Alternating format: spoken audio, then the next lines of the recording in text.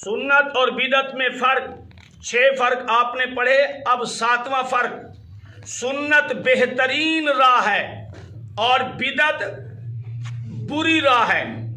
جیسے کہ حدیث پاک میں آتا ہے، نبی کریم صلی اللہ علیہ وسلم نے ایک دن خطبہ دیا اور خطبے میں ارشاد فرمایا فَإِنَّ خَيْرَ الْحَدِيثِ کتاب اللہ، لوگوں سب سے بہترین جو کتاب ہے وہ کتاب اللہ یعنی قرآن پاک ہے۔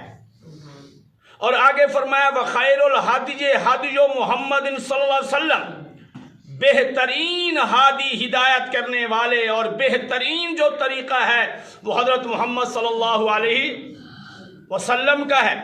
وَشَرَّ الْأُمُورِ مُحْدَثَاتُهَا وَكُلُّ بِدْعَةٍ ضَلَالَةٍ، اور برے جو عمل ہیں، وہ برے جو کام ہیں، کاموں میں سے وہ کام ہے جو دین کے نام پر ایجاد کیے جائیں، یعنی بدعت برا راستہ ہے، بدعت والا عمل برا عمل ہے، اور ہر بدعت گمراہی ہے، اور فرمایا اور ہر گمراہی انسان کو جہنم میں لے جائے گی۔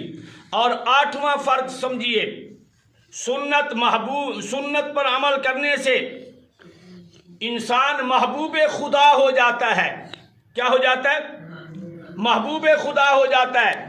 جیسے میں نے آپ کو کل کے سبق میں سورۃ آل عمران کی آیت نمبر 31 بتائی تھی کہ اللہ فرماتے ہیں قُلْ إِن كُنتُمْ تُحِبُّونَ اللَّهَ فَاتَّبِعُونِي يُحْبِبْكُمُ اللَّهُ، اے لوگو اگر تمہارا دعویٰ ہے کہ ہم اللہ سے محبت کرتے ہیں تو پھر اس دعوے پر دلیل دو، اور دلیل یہ ہے کہ فَاتَّبِعُونِي، میرے محبوب کی اتباع کرو، میرے نبی آپ کہیں کہ میری اتباع کرو، تو گویا میری سنتوں پہ چلو۔ تو جب سنتوں پہ انسان چلتا ہے تو محبوب خدا ہو جاتا ہے، اور بدعت کرتا ہے تو وہ محبوب خدا کیا ہوگا، اس کا وہ کام منہ پہ مار دیا جاتا ہے۔ جیسے میں نے آپ کو حدیث سنائی من احدث فی امرنا ھذا ما لیس منہ فہو رد، وہ کام مردود ہے۔ اور 9واں فرق جو ہے نا، سنت پر ثواب ہے اور بدعت پر ثواب سے محرومی ہے۔ سنت پر انسان عمل کرے تو ثواب ملتا ہے، اور بدعت جب انسان کرتا ہے تو ثواب سے کیا ہو جاتا ہے؟